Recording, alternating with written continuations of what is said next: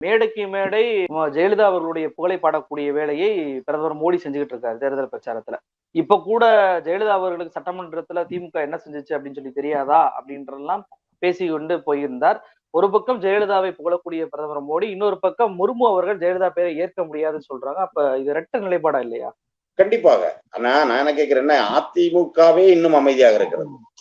மோடியோட இரட்டை நிலைப்பாடு ஒன்று, கண்டிப்பாக அது கண்டிக்கத்தக்கது.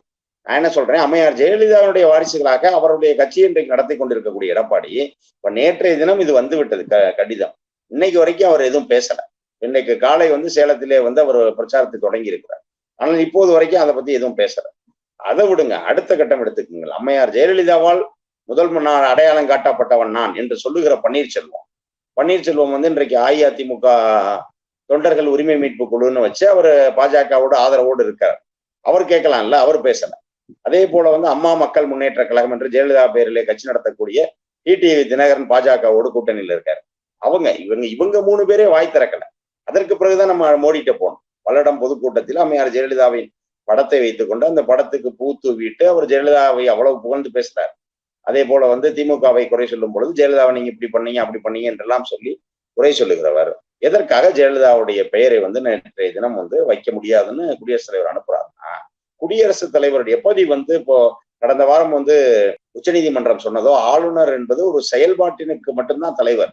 அவர் மாநில அமைச்சரவையினுடைய முடிவுக்கு கட்டுப்பட்டவரோ, அதே போல குடியரசுத் தலைவர் என்பவர் பெயரளவுக்குத்தான் இந்த இந்தியாவுடைய தலைவர். அவர் மத்திய ஒன்றிய அமைச்சரவையினுடைய முடிவுக்கு கட்டுப்பட்டவர். அப்ப ஒன்றிய அமைச்சரவைக்கு, அதே போல ஒன்றிய அமைச்சரவைக்கு தலைமை தாங்குகிற மோடியிடமோ இதை பற்றி ஆலோசிக்காமல் ஜெயலலிதா பெயரை நிராகரிக்கிற ஒரு முடிவை குடியரசுத் தலைவர் முர்மு எடுத்திருக்க வாய்ப்பில்லை. ஆனால் இன்றைக்கு அவர்கள் இதை கேட்டுக்கொண்டு அமைதியாகத்தான் இருக்கிறார். ஆனால் இப்போ இதே இது திராவிட முன்னேற்ற கழக அரசு இப்போ அதிகாரிகள் என்ன சொல்லியிருக்காங்கன்னா, இப்ப தேர்தல் நேரமாக இருப்பதால் தேர்தல் நடத்தை விதிமுறைகள் அமலில் இருக்கிறது. ஒரு அரசியல் கட்சியாக கண்டனம் தெரிவிக்கலாம், தப்பு இல்லை. ஆனால் அரசு அடுத்த கட்ட முயற்சின்றது இப்ப எடுக்க முடியாது.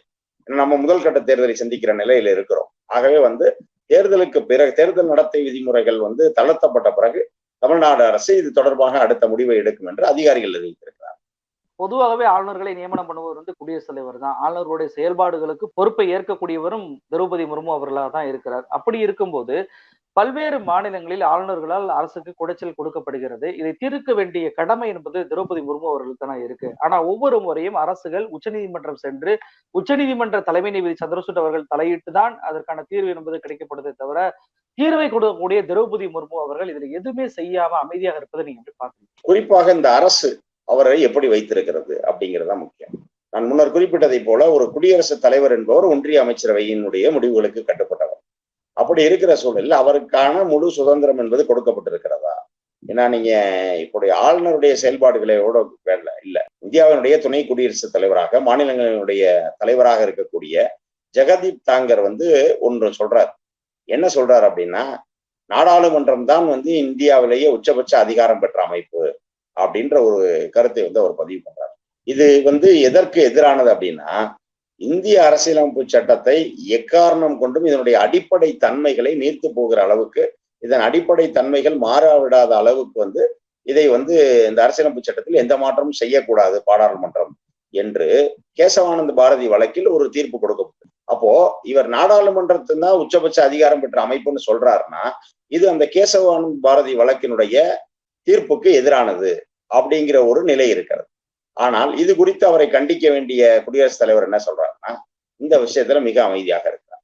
அப்போ உங்களுக்கு கீழ் இருக்கக்கூடிய துணை குடியரசுத் தலைவர் இந்திய அரசியலமைப்பு சட்டத்திற்கு விரோதமாக இருக்கிறார், அதற்கு விரோதமாக பேசுகிறார்.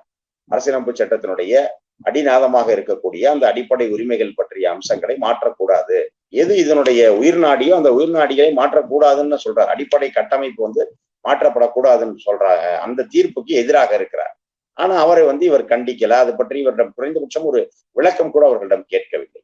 ஏன்னா இது இதே முன்னாடி இது மாதிரி பண்ண முடியுமா அப்படின்னா, முன்பு அடல் பிகாரி வாஜ்பாய் அவர்கள் இதே பாஜக அரசில் பிரதமராக இருக்கிறார். அப்போ அவர் என்ன பண்றாருன்னா, இந்திய அரசியலமைப்பு சட்டத்தினுடைய செயல்பாடுகள் எப்படி இருக்கிறது என்பது குறித்து நாங்கள் ஒரு ஆய்வு நடத்த போகிறோம். அது கிட்டத்தட்ட அரசியலமைப்பு சட்டத்தை திருத்துகிற ஒரு முயற்சியா தான் அவர் அதை பண்றார். அப்போ அதனுடைய அடிப்படை கட்டுமானங்களை தகர்த்து விட வேண்டும் அப்படிங்கிற ஒரு நிலையில தான் அவர் என்ன பண்றாரு, ஓய்வு பெற்ற நீதியரசர் எம்.என். வெங்கடாஜலய்யா தலைமையில ஒரு குழுவை வந்து அமைக்கிறார் இதற்காக. ஆனால் அப்போது குடியரசுத் தலைவராக இருந்த கே.ஆர். நாராயணன் என்ன சொல்றாருன்னா, இது வந்து ஏற்றுக்கொள்ள முடியாது. ஏன்னா வந்து இந்த கேசவானந்த் பாரதி வழக்கில் வந்து இப்படி சொல்லப்பட்டிருக்கிறது, இந்திய அரசியலமைப்பு சட்டத்தினுடைய அடிக்கட்டுமானங்களை நாம் வந்து மாற்றக்கூடாது என்று சொல்லி அந்த குழு வந்து வேறு பரிந்துரைகளை கொடுக்கலாம். அதாவது அரசியலமைப்பு சட்டத்துல நம்முடைய அரசியலமைப்பு சட்டம் இன்றைக்கு 70 ஆண்டுகளுக்கும் தாண்டி நன்றாக இருக்கிறது என்று சொன்னால் அதற்கு காரணம் வந்து நாம கொடுத்திருக்கக்கூடிய அந்த திருத்தங்கள் செய்வதற்கான ஒரு வழிமுறை தான் அமெண்ட்மெண்ட்ஸ். இன்றைக்கு நூற்றுக்கணக்கான அமெண்ட்மெண்ட்ஸ் வந்துருச்சு. ஆனா இந்த அமெண்ட்மெண்ட்ஸ் தான் என்ன பண்ணுதுன்னா நம்மை நாமே புதுப்பித்துக் கொள்வதற்கு வழிவகை செய்கிறது.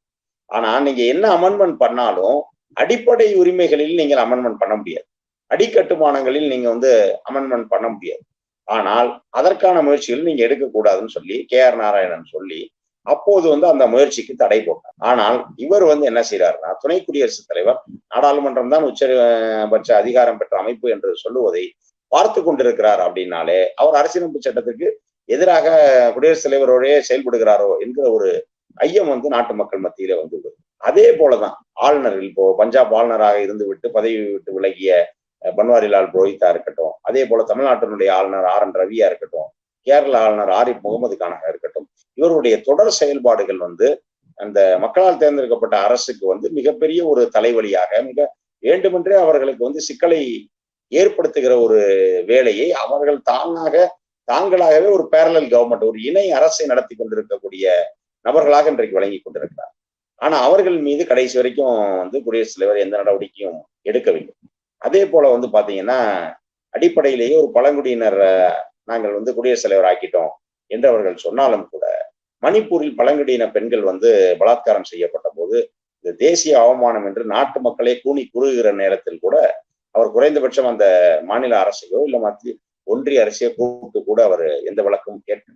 முன்பு எப்படி வந்து குடியரசுத் தலைவராக அப்துல் கலாம் இருக்கும் பொழுது குஜராத்தில் வந்து ஒரு மிகப்பெரிய இனப்படுகொலை இஸ்லாமியர்களுக்கு எதிராக நடைபெற்றதோ அதை எப்படி அப்துல் கலாம் வேடிக்கை பார்த்து கொண்டிருந்தாரோ அதை போல வந்து இன்றைக்கும் வந்து திரௌபதி முர்மு மணிப்பூரில் நடக்கக்கூடிய அவலங்களை வேடிக்கை பார்த்து கொண்டிருக்கிறார். ஆக இது வந்து எதை காட்டுது அப்படின்னா, குடியரசுத் தலைவர் திரௌபதி முர்மு குறைந்தபட்சம் அரசியலமைப்பு சட்டம் அவருக்கு அளித்திருக்கக்கூடிய அதிகாரங்களை வைத்து அவரால் ஒன்றிய அரசை பெரிதாக எதுவும் செய்துவிட முடியாது. ஆனால் அதே நேரத்தில் அவர் ஒன்றிய அரசிடம் விளக்கம் கேட்க முடியும்.